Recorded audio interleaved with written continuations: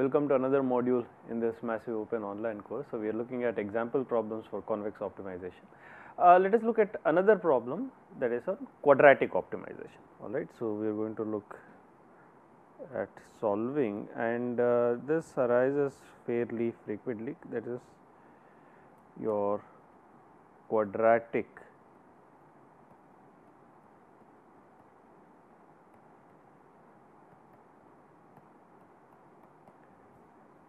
optimization. This is our example number 5,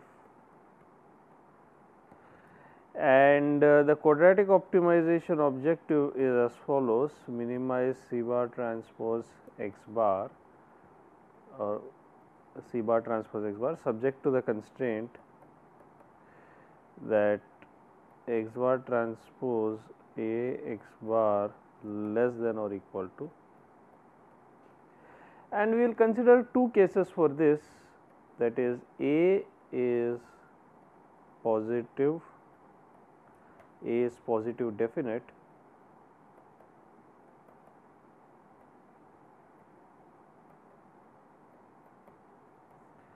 that is it is a PD matrix, and 2, what happens, the more interesting case is what happens when A is not positive definite. Okay. So, this is minimize C bar transpose x bar subject to the constraint x bar transpose A x bar is less than or equal to 1. Now, what happens in this scenario? Now, let us start with case 1. Your A is positive definite. When A is positive definite, you can write A as L transpose, and where L is, you can also call this as the square root of A. Alright, this is obtained by a Cholesky decomposition. Alright, so any positive definite matrix, for that matter also positive semi definite matrix, can be decomposed as L transpose. For a positive definite matrix, in addition, this L is invertible. Okay. So, for PD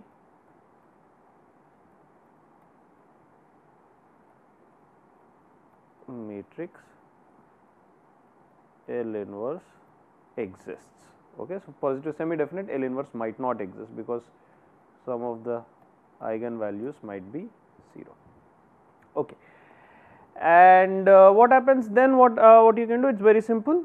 You set A equals L transpose. You set y bar equals L transpose x bar. So, now our constraint, if you look at x bar transpose A x bar, this equals x bar transpose L transpose x bar, which is equal to x bar transpose L is y bar transpose and L transpose x bar equals y bar. So, this becomes your norm y bar square. And of course, we have set y bar equals L transpose x bar. If you look at this basically implies that x bar, remember we said L is invertible. So, this is L transpose inverse y bar, which is simply written as L raised to minus t y bar. This is L transpose inverse. Okay. And therefore, C bar transpose, so the objective function C bar transpose x bar becomes C bar transpose L transpose inverse y bar, which is L inverse C bar transpose y bar, and you can set this as C tilde transpose y bar. Okay. So, what is C tilde? Well, C tilde equals L inverse C bar. Okay. And therefore, we have recast the objective, we have recast the constraint in terms of y bar.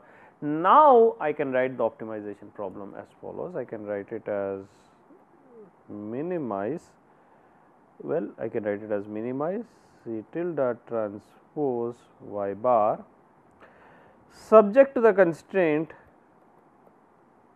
norm y bar square less than or equal to 1, that is, remember this quantity here is norm y bar square is less than or equal to 1, which implies that basically norm y bar is less than or equal to 1.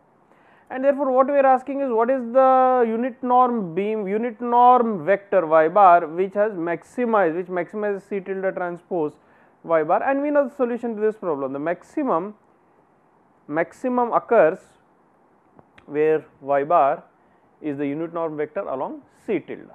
Okay, so maximum occurs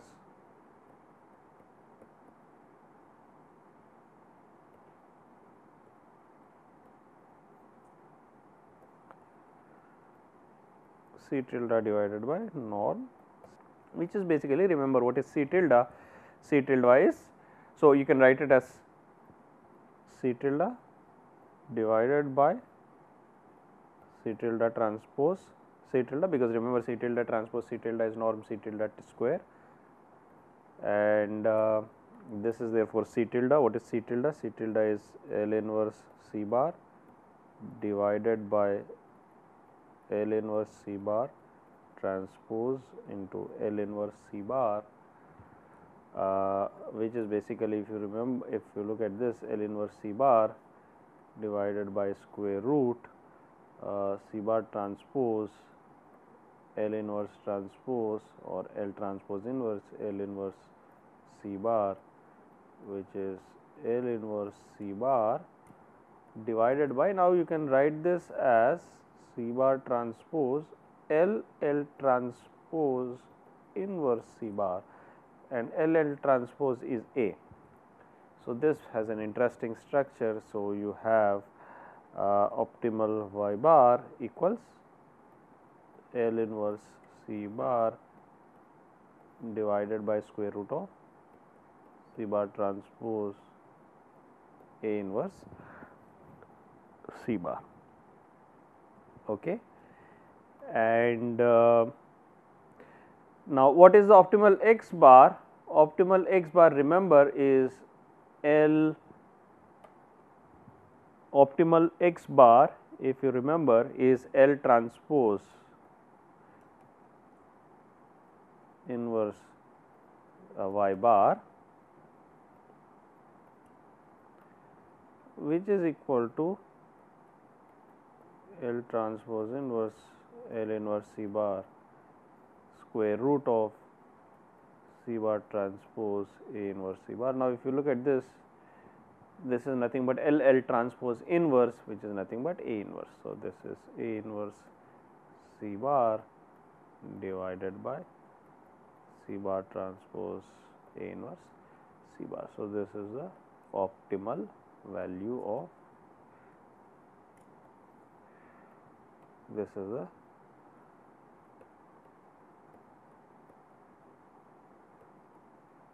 optimal vector x bar.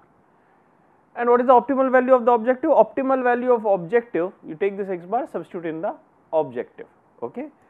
So, optimal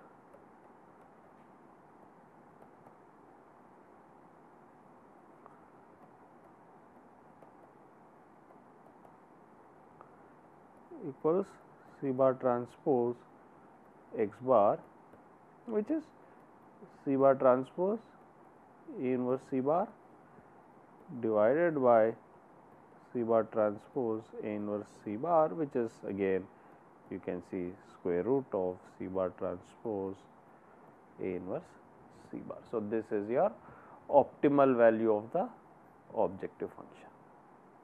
Okay. Optimal value of the objective function. But remember, this entire case is when A is PD equals positive, A equals a positive definite matrix. What happens when A is not a positive definite? Then if A is not positive definite, then it cannot be decomposed as L transpose, correct? Or at least L is not invertible. which only positive semi definite. So, what happens if A is not PD? Okay, so that is an interesting scenario. A is not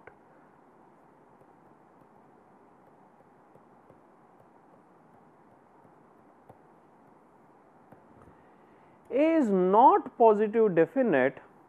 What happens in that scenario is, let us say you have an eigenvalue decomposition of A, which is Q lambda Q transpose. So, I can write this as, remember the eigenvalue decomposition, I can write this as a matrix of eigenvectors Q1 bar, Q2 bar, Qn bar, if this is an n cross n matrix, times the matrix of eigenvalues lambda 1, lambda 2, lambda n times transpose of Q, that is Q1 bar transpose, Q2 bar transpose,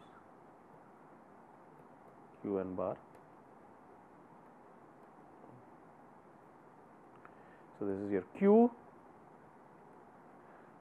your diagonal matrix of eigenvalues lambda, and this is your Q transpose, and this is basically your matrix of eigenvectors.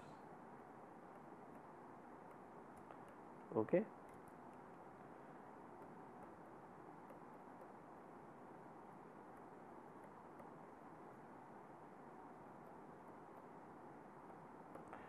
This is your matrix of eigenvectors. So, basically you have Q1 bar, Q2 bar up to Qn bar.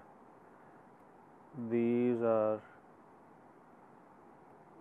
eigenvectors, and lambda 1, lambda 2, lambda n, these are eigenvalues. Okay, the corresponding eigenvalues. Now, I can write this as A equals Q lambda Q transpose, and you can multiply it out, and you can see I can write this as summation I equals 1 to n lambda I Qi bar transpose. Okay. Now, since A is not PD,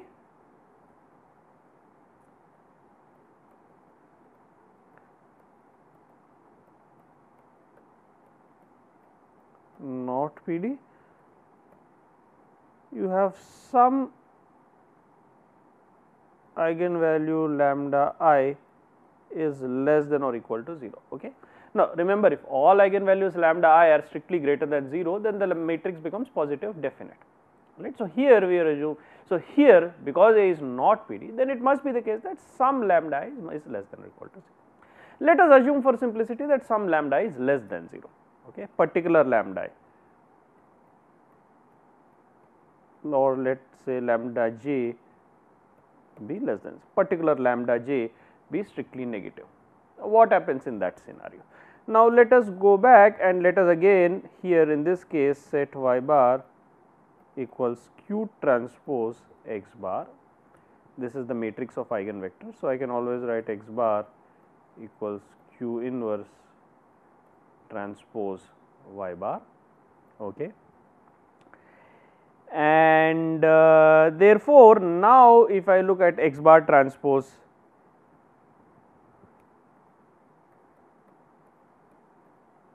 A x bar, this is equal to, well, x bar transpose Q lambda Q transpose x bar. Now, we know Q transpose x bar equals y.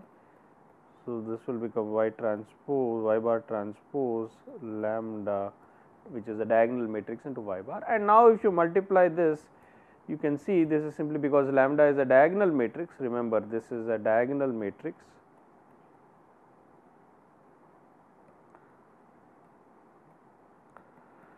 Therefore, what you will get is summation I equals 1 to n lambda I yi square. So, this is what you get.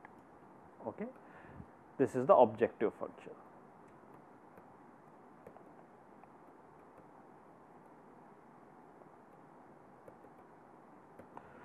Now similarly, what happens to the constraint? This is basically your, or this is basically your constraint. I am sorry, this is basically your constraint.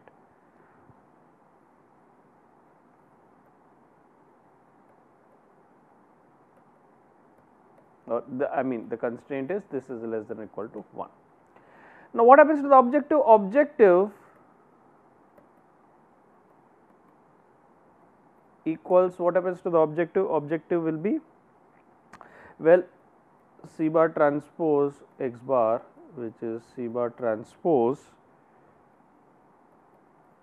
Q inverse transpose y bar. Let us say this is some B bar transpose y bar, where B bar equals Q inverse C bar. Okay. And this is naturally, this is summation I equals 1 to n bi vi. So I can recast this optimization problem. So this is equivalent to, original optimization problem is equivalent to minimize summation I equals 1 to n bi vi subject to the constraint summation I equal to 1 to n lambda I y square less than or equal to 1. Now we have to solve this optimization. Now we know, or we are assuming that one particular lambda j is less than 0. Okay. Since is not positive, so one particular lambda j is less than 0, all right, because A is not a positive definite matrix. Now what happens? Now if that corresponding Bj is greater than 0, now let us assume two cases. If Bj greater than 0, then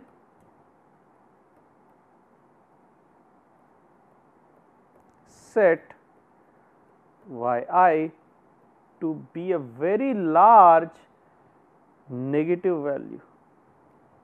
Okay. Now since lambda j is negative, or set that corresponding yj to be a very large negative value. Now since lambda j is negative, implies lambda j into yj square equals negative or tends to minus infinity, implies the constraint is satisfied.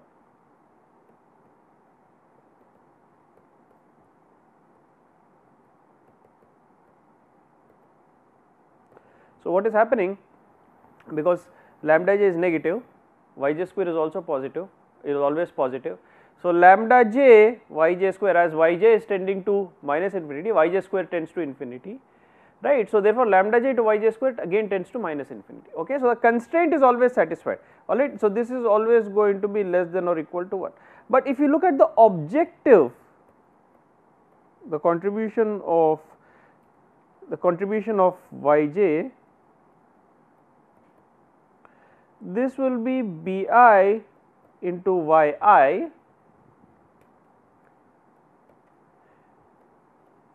yi tends to infinity, correct, or this will be bj into yj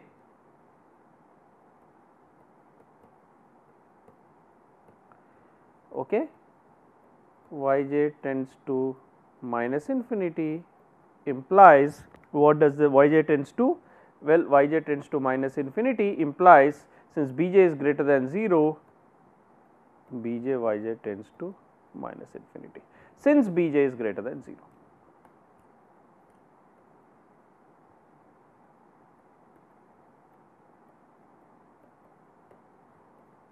Implies problem is unbounded, this is unbounded below. So basically by setting yj equals minus infinity, by making yj as small as possible, I can make the optimization objective as small as possible. Now consider another scenario. If once again lambda j is less than 0,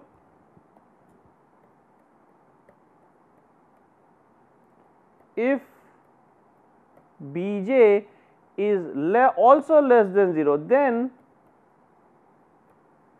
set yj to a large positive value. This again implies constraint is always satisfied, because lambda j into yj is negative, which is or tends to minus infinity, but bj yj tends to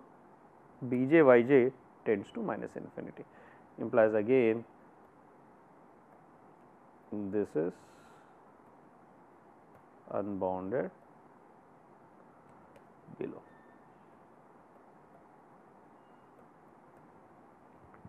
All right. So, basically what you have, so if lambda j, one of the eigenvalues, is less than 0 and the corresponding bj is not equal to 0, basically it is either greater than 0 or strictly greater than 0 or less than 0, but not equal to 0, then the optimization problem is unbounded below. That is, you can make the optimization objective as small as you want. And you can consider all other cases, what happens when bj is 0, what happens when lambda j is 0, and so on, and but this is the most interesting case.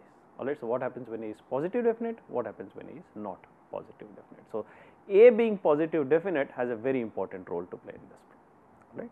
Let us look at another example, number, and this is a very interesting example, is example number 6. So, what we want to start with is, we want to start and show that if you consider any vector x bar transpose x bar, and we have x bar transpose x bar less than or equal to y z for y comma z greater than or equal to 0, well, this implies that norm x bar square less than or equal to y z. This implies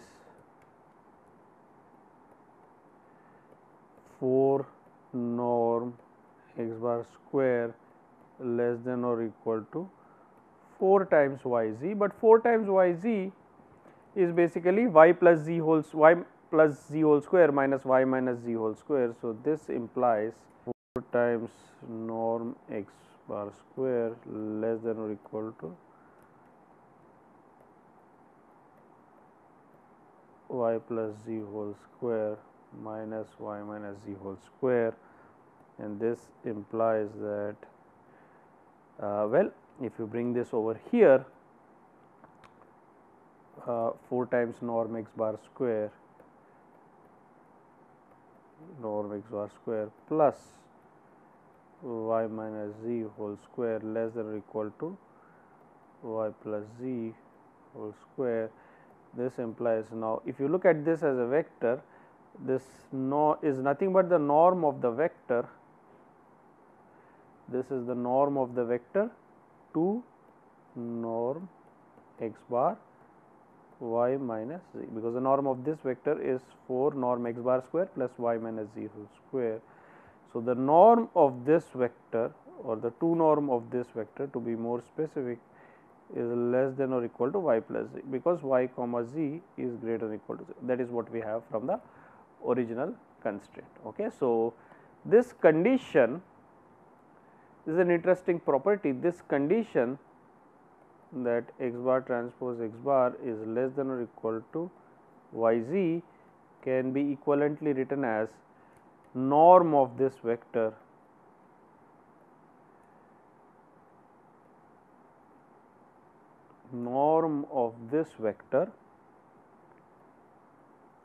to x bar y minus z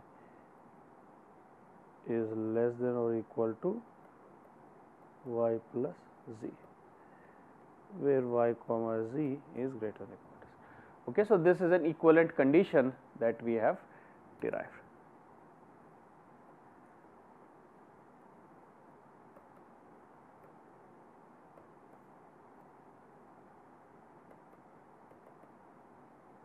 This is an equivalent condition. Now, what we have to do, now let us use this condition. Now, let us say we want to maximize the harmonic mean, that is, let us say I equal to 1 to m 1 over a I bar transpose x bar minus b I inverse. This is the harmonic mean of these quantities. Harmonic mean of, so this is, what is this? This is the harmonic mean.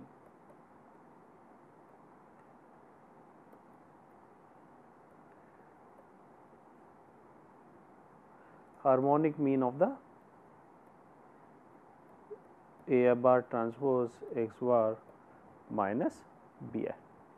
So, maximize this. Now, of course, the condition here is also that these quantities are non-negative. A bar transpose x bar minus B I is greater than 0, okay, is greater than 0, okay. Which of course, now if you stack this in the form of a matrix, you can write this as A1 bar transpose A2 bar transpose AM bar transpose x bar minus B1 B2 up to Bm greater than 0, and this implies that if you look at this as matrix A, this implies that matrix A x bar minus B bar, correct. This is component wise, this matrix is component wise greater than 0, okay. So, this is an equivalent way of writing this, okay. Now, maximize this quantity. Let us go back to this quantity for a moment, 1 over A bar transpose x bar minus B I inverse. This is equivalent to minimizing the reciprocal, because everything is non-negative. This is equivalent to minimizing summation 1 over m, summation I equal to 1 over m A I bar transpose x bar minus B I. Now, let us write this in an epigraph form. Let us use this a variable T I, A I bar transpose x bar minus B I less than or equal to T I. Then I can minimize sum of T I's, and this implies that now 1 is less than or equal to A I bar transpose x bar minus B I into T I. And now, we have an interesting parallel. So, this is your x bar, this is your y, this is your z, and I can equivalently write this condition as twice x bar, correct, twice x bar, which is twice y minus z, which is basically A I bar transpose x bar minus B I minus T I. The norm of this quantity is less than or equal to, the norm of this quantity is less than or equal to y plus z, that is basically A I bar transpose x bar minus B I plus T I. So, I can write each constraint. So, I will have m constraints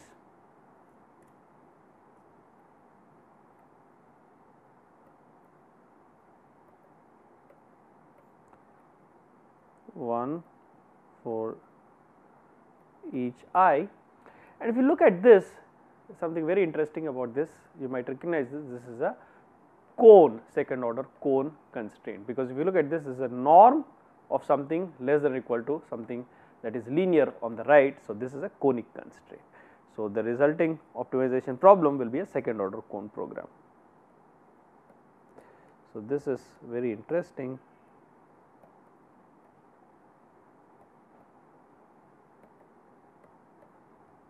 Implies SOCP, and therefore, this can be written as the equivalent optimization problem. This is minimize summation I equals 1 to m T I subject to the constraint that norm to A bar transpose x bar minus B I minus T I is less than or equal to A bar transpose x bar minus B I plus T I, okay, where each T I is greater than or equal to 0, and of course, we have the constraint A bar transpose x bar minus B I is greater than or equal to 0 for I equals 1 to m, and this is the equivalent problem for maximizing the harmonic mean, which is can be written as a second order code program, which is very interesting.